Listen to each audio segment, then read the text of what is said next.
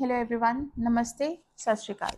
मैं हूं Puneet and welcome to our channel her and child, where we talk about motherhood, children and health in a way that actually makes sense in real life. और आज हम एक बहुत ही difficult topic के बारे में बात करेंगे, बच्चों में कैंसर।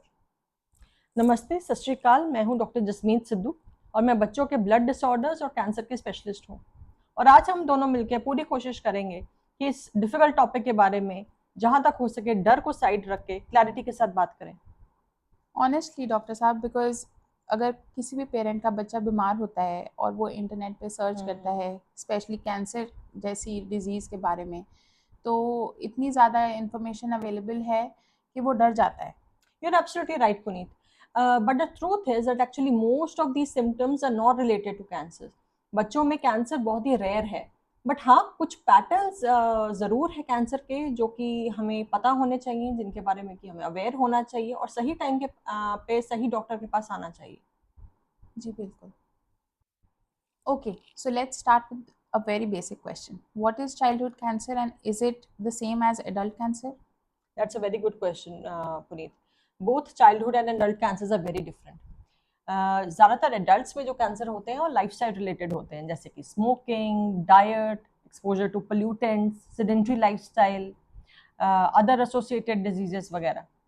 जबकि बच्चों में ज़्यादातर कैंसर या तो डेवलपमेंटल ओरिजिन होता है या जेनेटिक ओरिजिन होता है। Most of the times there is no clear cause what has caused cancer, and it's a very good question because बहुत बार मुझसे पेरेंट्स पूछते हैं कि मैडम क्या हमने गलती से कुछ इसको खिला दिया या गलती से कुछ इसको ऐसा एक्सपोजर करवा दिया जिसकी वजह से हमारे बच्चे को कैंसर हो गया है।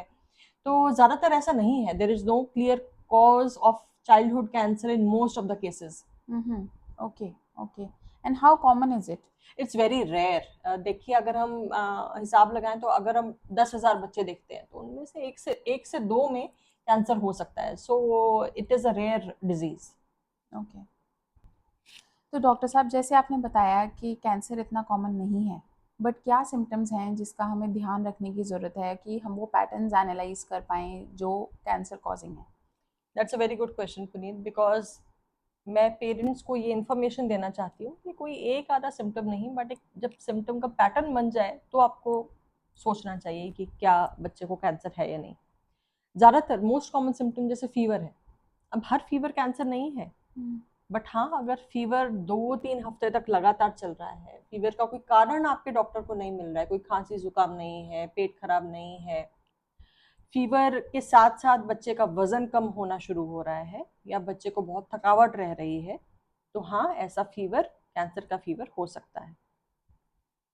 कई बार पुनीत बच्चों में आप नोटिस करते छोटी छोटी गिल्टियां हो जाती हैं गले के आसपास। हाँ, वो लिम्फ नोड्स एनलार्ज हो जाते हैं। या बट अगर देखा जाए तो 5 से 6 साल के जब बच्चे होते हैं तो उनमें लिम्फ नोड एनलार्जमेंट बहुत कॉमन है। अच्छा। बट अगर ये लिम्फ नोड्स एकदम हार्ड हैं और टाइम के साथ उनका साइज बड़ा होता जा रहा है और सिर्फ गले में ही नहीं, वो गले से नीचे, बाहों के नीचे, टांगों के पास लिम्फ नोड हर जगह आ रहे हैं, पहले से बड़े हो रहे हैं, हार्ड हैं, तो ऐसे लिम्फ नोड में कैंसर हो सकता है। एक और सिम्टम पुनीत जो पेरेंट्स कई बार मिस कर जाते हैं वो है बोन पेन्स। पेरेंट्स सोचते हैं कि हमारा बच्चा बड़ा हो रहा है, खेल रहा है, थक रहा है इसलिए उसको रात को टांगों में दर्द हो रहा है। लेकिन अगर दर्द इतना है कि बच्चे को नींद से उठा रहा है और हड्डी का दर्द फीवर के साथ एसोसिएटेड है, तो ये एक सिम्टम है बच्चों में कैंसर का।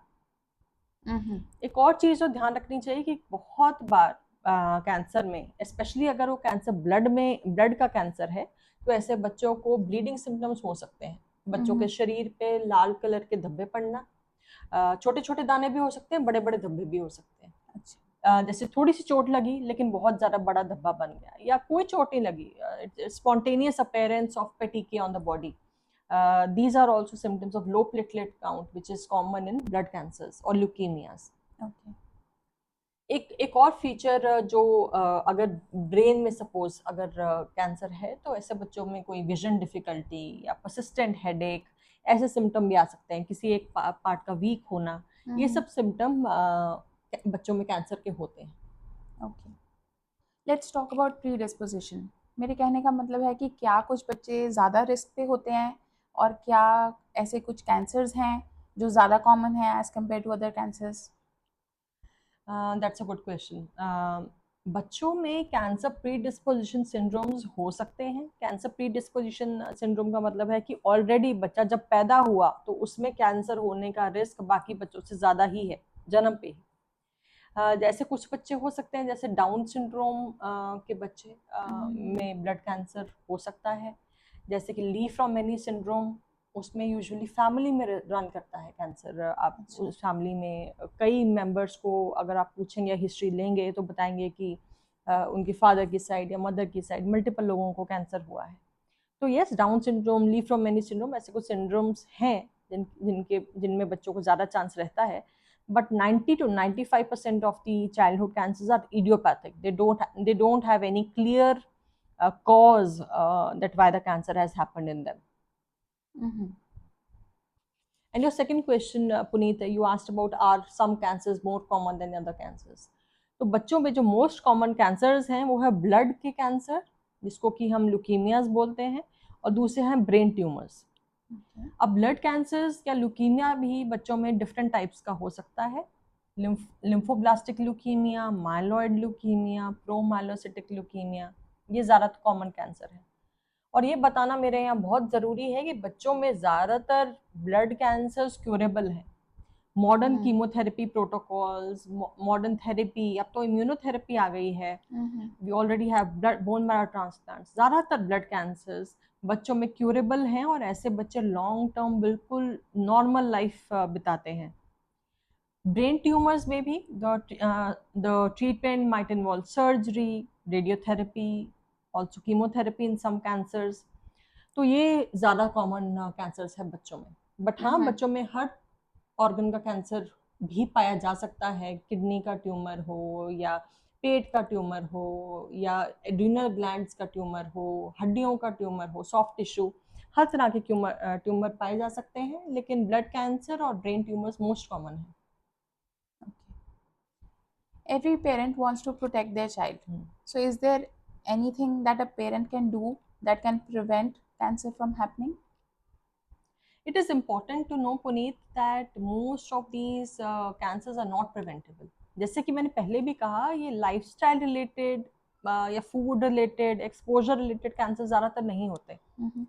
बट हाँ, जहाँ एक पेरेंट ज़्यादा ध्यान दे सकता है कि सही टाइम पे जो हमने सिम्टम्स डिस्कस किए उन्हें रिकॉग्नाइज करे, सही डॉक्टर के पास जाए और सही टाइम पे ऑन्कोलॉजिस्ट के पास रेफर हो। ज़्यादातर जो हमने देखा है कि बच्चे बहुत ही लेट हमारे पास पहुंचते हैं। There is a delay in the correct referral. या तो वो डिले होता है कि पेरेंट रिकॉग्नाइज नहीं कर पाता सिम्टम्स को सही टाइम पे। बहुत टाइम तक हम यही सोचते रहते हैं बच्चा कमज़ोर है, खाने पीने सही हो जाएगा, टाइम के साथ सही हो जाएगा। बहुत टाइम निकल जाता है, उतनी देर में ट्यूमर काफ़ी फैल जाता है। दूसरा डायग्नोसिस दूसरा जो रीज़न है डिले का वो है कि पेरेंट सही डॉक्टर के पास नहीं पहुंचता है। वो ऑन्कोलॉजिस्ट के पास पहुंचने में ही बहुत टाइम लग जाता है। रेफरल डिलेज भी हो सकते हैं। हालांकि आजकल तो ऑन्कोलॉजिस्ट आपस में प्राइमरी फिजिशियंस के साथ पूरा एक कम्युनिकेशन बना के रखते हैं और प्राइमरी फिजिशियन सही टाइम पे आजकल भेजना शुरू हो गए हैं। But it was very common कि बच्चों में आँख का ट्यूमर है और आँख बचाई जा सकती है, बट इतना डिले हो जाता है by the time the patient reaches a proper place कि उसकी आँख निकालनी पड़ती है। So these are the places where a parent can really protect their child by recognizing the correct symptoms and going to a correct doctor. Okay. तो doctor साहब, आपने बताया कि हमें इसके इलाज के लिए सही जगह जाना बहुत ज़रूरी है। जी। तो इसका इलाज इंडिया में कहाँ-कहाँ अवेलेबल है? क्या ये सरकारी अस्पतालों में अवेलेबल है और क्या ये बहुत एक्सपेंसिव है? जी पुनीत, इंडिया में अब काफ़ी अस्पतालों में बच्चों के कैंसर का इलाज अवेलेबल है, सरकारी में भी, प्राइवेट में भी। और सरकारी में अगर हम मेजर सेंटर्स की मैं बात करूं, हालांकि अब तो बहुत कैंसर सेंटर्स में अवेलेबल है, बट मेजर सेंटर्स जैसे कि टाटा मेमोरियल हॉस्पिटल मुंबई हो गया, फिर उसके बाद टाटा मेमोरियल सेंटर आपका न्यू चंडीगढ़ में हो गया, एक गुवाहाटी में भी टाटा मेमोरियल सेंटर का एक इंस्टीट्यूट है, गुवाहाटी में है, विशाखापट्टनम में है, वाराणसी में है, और बहुत सारे एम्स के जो अस्पताल हैं इंडिया में अब एम्स सिर्फ दिल्ली में नहीं है, इंडिया में अलग अलग सेंटर में Yeah. एम्स अस्पताल खुल गए हैं और उनमें भी बच्चों का कैंसर का इलाज ज़्यादातर अवेलेबल है। Mm-hmm. प्राइवेट अस्पताल भी कुछ कुछ मेन अस्पतालों में अवेलेबल है, ये वहाँ बच्चों का है कि नहीं वो आप पता करना पड़ेगा, लेकिन सरकारी में ये सब अवेलेबल है। और इसके साथ जहाँ तक महंगे की आपने बात की, तो मैं इस बात का बहुत श्रेय हमारे प्रधानमंत्री को भी देना चाहूँगी। आयुष्मान भारत जो एक स्कीम है, ये एक तरह की इंश्योरेंस है, हेल्थ इंश्योरेंस है for the citizens of India, which also includes children. और बच्चों का इलाज इसमें ज़्यादातर कवर्ड है। ज़्यादातर जो कीमोथेरेपी, अस्पताल में भर्ती का, बुखार अगर आता है कीमो की वजह से, ये सब आयुष्मान भारत कवर करता है। और बहुत सारे स्टेट इंश्योरेंस भी अवेलेबल हैं। Okay. जैसे कि अगर हम पंजाब की बात करें, पंजाब में मुख्यमंत्री स्कीम अवेलेबल है, जहाँ की 10 लाख का कवर मिलता है हर बच्चे को फॉर अगर उनको कैंसर है। इसी तरह अलग अलग स्टेट्स में, हिमाचल में हिम केयर है, अलग अलग स्टेट्स में स्टेट हेल्थ इंश्योरेंसेस अवेलेबल हैं। तो इलाज महंगा ज़रूर है, लेकिन अगर ये फंड्स पेशेंट्स एक्सेस करता है तो काफ़ी हद तक ट्रीटमेंट जो है वो फ्री ही हो जाता है। तो all the more reason to recognise symptoms, go to a correct place and get the child treated. So I think that the final takeaway from this whole conversation is to stay aware ji and not afraid. तो आज हमने जितनी भी बात करी उससे हमें बहुत इन्फॉर्मेशन मिली कि चाइल्डहुड कैंसर कैसे होता है, इसके क्या क्या सिम्टम्स हैं, हम इसको कैसे आइडेंटिफाई कर सकते हैं, इसका इलाज कैसा है, कहाँ पॉसिबल है।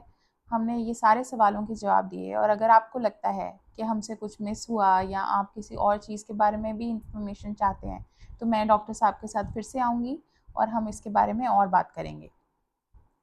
मुझे लगता है कि आज अगर हमने एक भी पेरेंट के मन में इस इशू के बारे में उसका डर दूर किया और थोड़ी क्लैरिटी लाई, तो ये पॉडकास्ट सक्सेसफुल है। हम ऐसी कन्वर्जेशन के साथ आपके पास और भी आते रहेंगे। आपके मन में कोई टॉपिक है जो आप चाहते हैं हम दोनों डिस्कस करें, प्लीज़ कमेंट बॉक्स में शेयर कीजिए। और कोई और सवाल अगर आप एज अ डॉक्टर मुझसे पूछना चाहते हैं, आप पुनीत के साथ राब्ते में रहिए। हम ज़रूर we will reach out to you and try to help you as much as possible. Thank you so much. See you in the next video.